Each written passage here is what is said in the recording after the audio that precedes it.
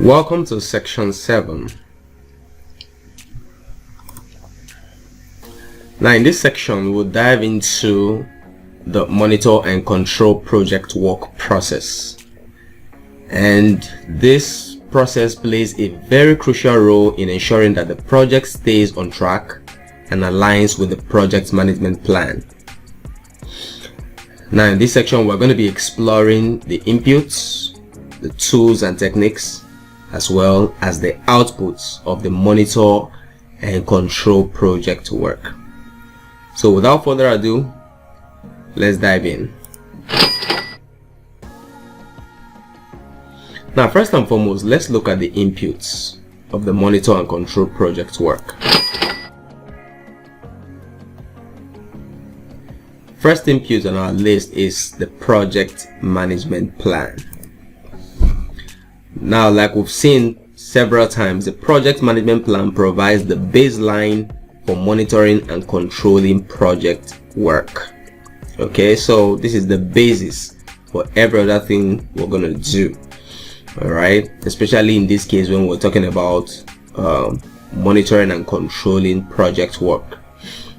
So the project management plan serves as the basis, all right, while we're monitoring the outcome of each activity or each task and the deliverables that are going to come out from there. Everything has to be in line with what we already have in the project management plan. So that's why it's very important. So it includes the scope, schedule, costs, quality, risk, and other essential aspects of the project. So all these are the things that are provided for in the project management plan. So while you are monitoring and controlling the project work, these are the things you put into perspective: the scope of the project, the schedule, right, time allocated for each activity, the cost or the budget, the quality of the work, the risks that you are engaged with, and then of course every other aspect of the project.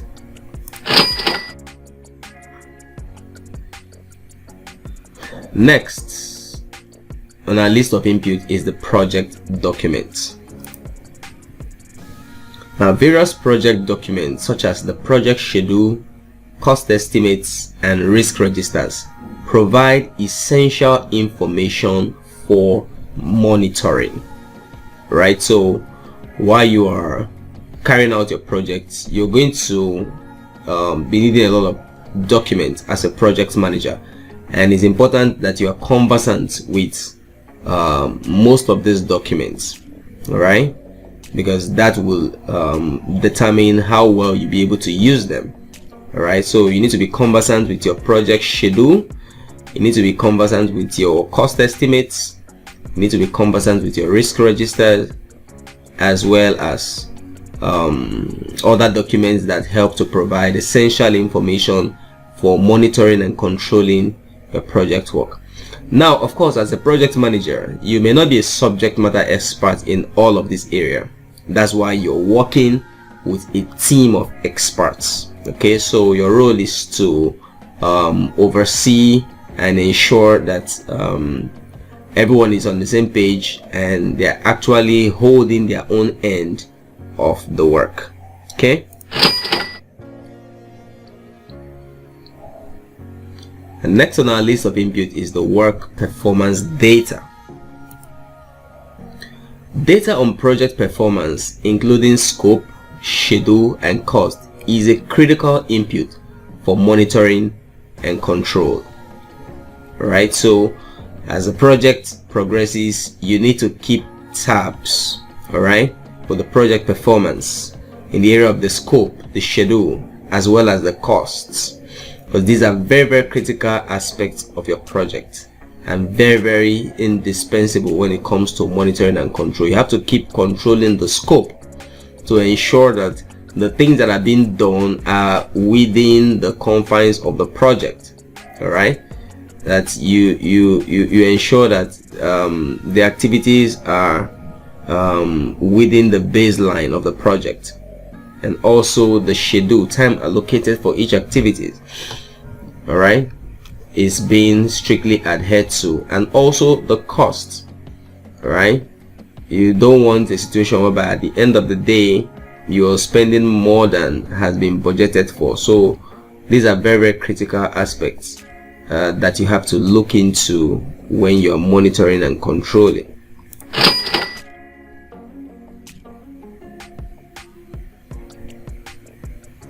So another input is the enterprise environmental factors. Like we've mentioned before, this one is very ubiquitous, all right, because it always almost have impact on the project.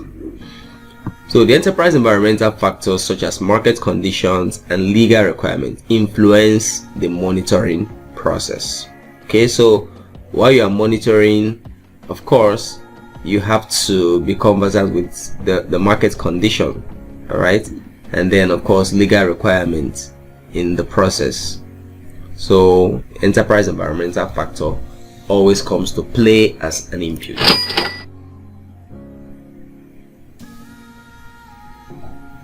Next, you have organizational process assets. OPAs, including monitoring and control procedures and historical data, guide the monitoring and control activities.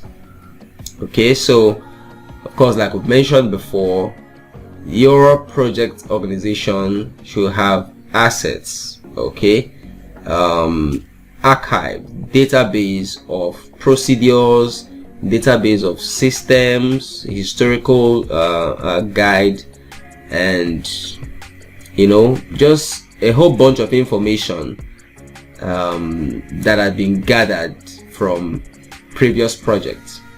Okay, so you may want to visit all this information to help in how you also monitor and control the present work that you have at hand. All right, so there you can find control procedures, all right, you can find historical data, that can also help you to guide you in controlling the activities in your present project. Okay, so now let's look at the tools and techniques that we use in the monitor and control project work process.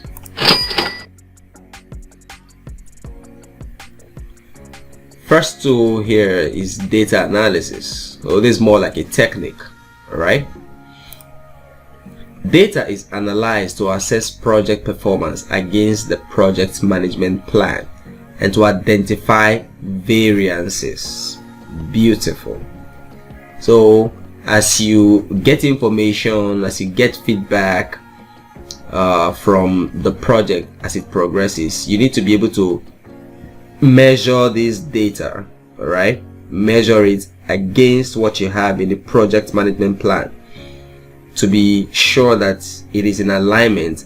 And if there are variances or discrepancies, you want to be able to identify them as quickly as possible so that you can check what could be the cause of those variances, all right, and nip them in the bud before they give you a very skewed outcome from what you have in the project management plan. So data analysis is a very important technique in this process.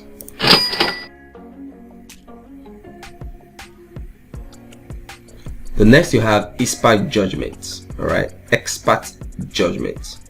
So this is more like a tool in the process as well. Inputs from subject matter experts help in assessing performance and making informed decisions. So you must get inputs from the subject matter experts, SMEs, right? Your team of professionals who are handling different areas, different aspects of your project, the costs, the schedule, the quality assurance, and all that. So definitely you have people, experts, eggheads in every of these areas, so you want to get their input while you're making decisions. Okay, so that's why expert judgment comes in very handy as a technique in this process.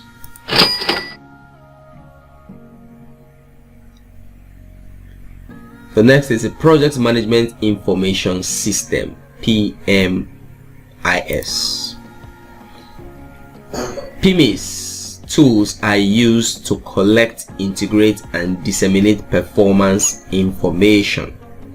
So you can see all these are tools. These ones are tools now that you use to collect information, integrate those information, and also disseminate those information regarding the project performance. Okay.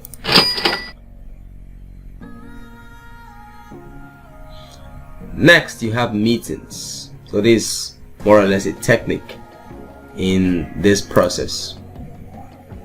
Project meetings facilitate communication and decision making to address issues and changes.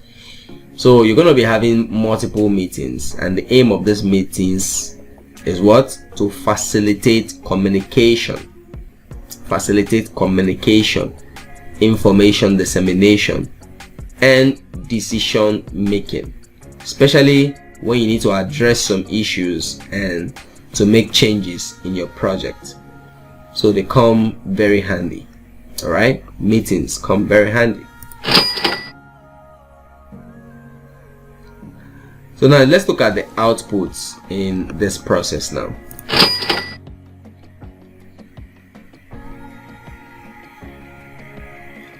First output you have is the work performance information. Now this includes information on project performance compared to the project management plan. Okay, so definitely you must have been taking records of the work performance as the project is going on. So at the end of the process, you're going to have your work performance information. All right, and then what you need to do is to compare what you have in your work performance information to see if it aligns with what you have in the project management plan. Okay, so this is a document, an output in the monitor and control process. Now this document helps in making data-driven decisions and taking corrective actions. That's why we call it monitoring and controlling. All right, so at the end of your monitoring and control process or series of activities, you're going to have a bunch of information, okay, that can help you make decisions going forward and also take corrective actions where necessary. Okay,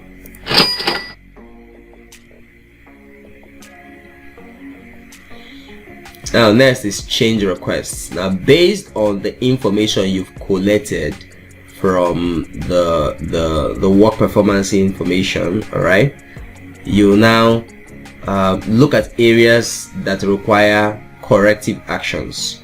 Okay, and then you turn them into what we call change requests.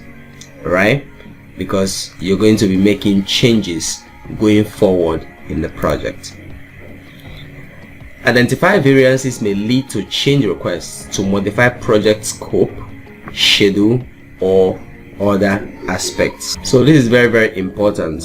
Okay, and that is why it's necessary to have your work performance information, data. Okay, because it's going to help feed your decision making and then the change requests that you're going to be making at the end of the process. So it's very important to note that those identified variances that you've gotten from the analysis of the project performance information, they could actually lead to change requests. Okay,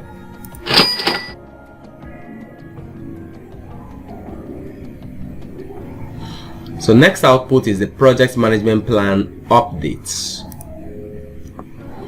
Updates to the project management plan are made based on the monitoring and control findings. Okay, so definitely the project management plan is a dynamic document, right? You continue to improve on it as the project progresses, right? So this is part of the output from the information you've gathered. You're going to have to make changes and updates at various aspects of the project management plan based on your findings. Okay, so what are the key takeaways from this section? Firstly, monitoring and control are ongoing processes that ensure the project aligns with the plan and objectives. Secondly, data analysis and expert judgment play a vital role in assessing project performance. Okay, so these are very, very important nuggets or takeaways that you have to have in mind, especially when we're talking about the monitoring and controlling process. So it's an ongoing process, all right? Throughout the life cycle of the project, you're going to have to be monitoring and controlling, making updates to the project management plan, okay, relevant updates. And then of course, what informs the changes or the updates is the data that you gather as the project is going on. So data analysis comes very handy. And then of course, your subject matter experts or the expert judgments from your subject matter experts also come very, very handy. All right, and they will also help you as a project manager in assessing the performance of your project. Okay, so that's it for this section. See you in the next section. Cheers.